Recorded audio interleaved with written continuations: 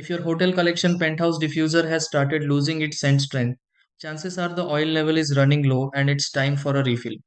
These diffusers are designed to deliver a consistent high-end fragrance, but only when the oil bottle is properly installed and filled.